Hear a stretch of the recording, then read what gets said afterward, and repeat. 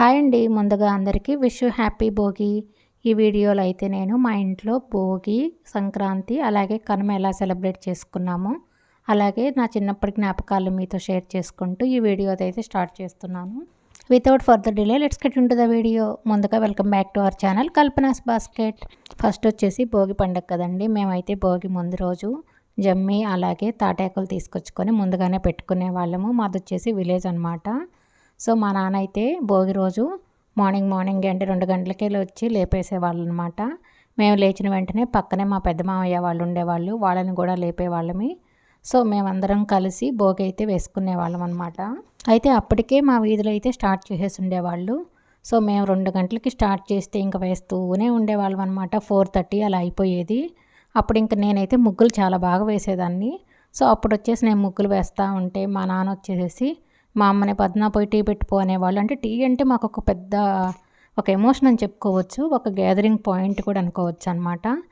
ఇక మా అమ్మ టీ తీసుకొస్తే టీ తాగుతూ ముగ్గేసుకుంటా ఉండేవాళ్ళం, అందరం మాట్లాడుకుంటా ఒక పక్క భోగి వేసుకుంటా. అంతలోపల 4:30 అలా అయిపోయింది అనుకోండి. మా అమ్మ వాళ్ళ సిస్టర్ కొడుకు అనమాట. అంటే వాడు పప్పు అంటాం మేము, బాలకృష్ణ అయితే వాడైతే ఆల్రెడీ పంచి కట్టుకొని వచ్చేసేవాడు. మా ఇంట్లో అయితే ఆల్రెడీ చికెన్ రెడీ అయిపోతుంది, ఇంకా చేయలేదా అన్నట్టుగా, ఉండరా మేము కూడా చేస్తాం అన్నట్టుగా చాలా బాగునిపించేది అప్పట్లో. అయితే ఆ భోగిలోని తేగలు వేసుకొని ఇంకా అంతా ఫినిష్ చేసుకునేసరికి ఒక 6 o'clock అయిపోయింది. ఇంకేముంది యాజ్ యూజువల్ అనమాట, చికెన్, దోశ. ఇక సంక్రాంతి విషయానికి వస్తే మాత్రం మా చిన్న మామయ్య వాళ్ళు అంటే మా ఊరిలో ఉండరు అనమాట, వాళ్ళు పక్కన ఉండేవాళ్ళు. వాళ్ళైతే సంక్రాంతికి ఇక్కడికి వచ్చేసేవాళ్ళు అనమాట, మా ఊరికంటే విలేజ్ కదా అనేసి. అప్పుడు ఇంకా అందరం, ఇంకా పక్కన పెద్ద మామయ్య వాళ్ళు, మేము, మా చిన్న మామయ్య వాళ్ళు, అలాగే మా కౌసలత్తమ్మ, జానక్క అందరూ ఉండేవాళ్ళం. మేమైతే అప్పట్లో చాలా బాగుండేది. అంటే లైక్ ఒకే ఫ్యామిలీ లాగా ఇప్పటికీ అలాగే ఉన్నాం అనుకోండి.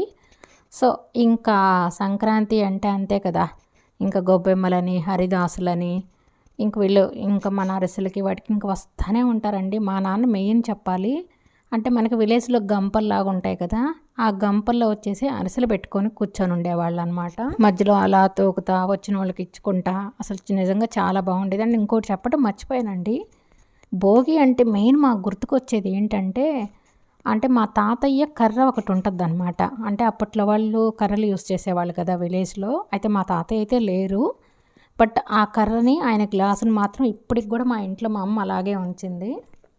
ఒక్క భోగి రోజు మాత్రమే అనమాట ఆ కర్రను తీసుకొని ఆ భోగి చేసేటప్పుడు మాత్రం యూస్ చేసేవాళ్ళు, మళ్ళీ తీసుకెళ్ళి సేమ్ ప్లేస్లో పెట్టేవాళ్ళు అనమాట. అయితే ఇంకోటండి, మా అమ్మ మా నాన్నగానైతే ఆ గ్లాస్ కానీ ఆ కర్ర కానీ ఎవరు తీసుకెళ్ళినా మళ్ళీ వెతికి మరీ తీసుకొచ్చి అదే ప్లేస్లో పెడతారు. నిజంగా అయితే మా నాన్న మా తాతయ్య బాండింగ్ అయితే భలే ఉండేదండి. అంటే అల్లుడు మామ బాండింగ్ అనమాట. సో ఇంకా కనుమ పండుగ వచ్చిందంటే మెయిన్ వచ్చేసి మనకి ఈ పసుపులు అవి ఉంటాయి కదా, అప్పట్లో మా ఇంట్లో ఒక 2 ఉండేవి. వాటికి అంతా కలర్స్ అవంతా పోసి వాటికి స్నానం చేపించి ఇంకా అంటే అది పొంగల్ పెట్టేవాళ్ళు అనమాట, ఫుల్గా రెడీ చేసేసి. అయితే ఆ టైంలో వచ్చేసి మనకి ఎవరైనా బావ మామ వరుసలైన వాళ్ళని, అది నల్లేరో ఏదో ఉంటుందని, నేను పేరైతే అంత మర్చిపోయాను ఈ మధ్యకాలంలో, దాన్ని వాళ్ళపైన విసిరేస్తూ అలాగా తరుముకున్నట్టుగా ఉండేది. సో మేమైతే మాత్రం మా పెద్ద మామయ్య కొడుకు విక్రమ్తో అయితే మాత్రం అలా చేసేవాళ్ళం. నిజంగా భలే ఉండేదండి అది.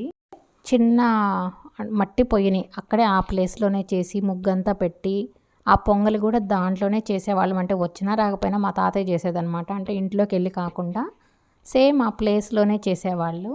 అసలు సంక్రాంతి షాపింగ్ అంటే ముందుగానే అనమాట, ఒక 2 days వచ్చేసి ఆ మధ్యలో నేను కూడా దూరేదాన్ని. మా అమ్మ, కౌసలత్తమ్మ, జానక్క వాళ్ళు అందరు కలిసి వెళ్తే ఎప్పుడో పొద్దున పోయేసేసి మాకు అప్పుడు నైట్ అంటే బస్సు అంటారు కదా, లాస్ట్ బస్సు అక్కడే మాకు నెల్లూరులోనే వచ్చేసి 9:30 9:45 ఉండేది. ఇంటికి వచ్చేసరికి 11 o'clock అయ్యేదనమాట. మళ్ళీ వచ్చి ఆ పక్క రోజు ఏమేం కొన్నామని చూసుకోవటం, అసలు ఆ డేసే వేర్లేండి. అండ్ మెయిన్ వచ్చేసి సంక్రాంతి పండుగ అంటేనే పెద్దవాళ్ళకి పెట్టుకుంటారు కదా సంక్రాంతి రోజు. అప్పుడు వచ్చేసి మా అమ్మమ్మకు పెట్టుకునేదనమాట మా అమ్మ.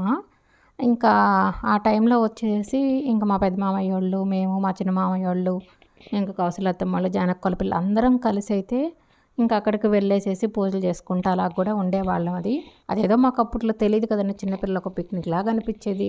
అంతా వెళ్ళి అక్కడ పెట్టుకొని మళ్ళీ దారిలో వస్తా అవన్నీ అంటే గుగ్గిళ్ళు అవన్నీ చేసేవాళ్ళు అనమాట, పొంగల్ అంతా.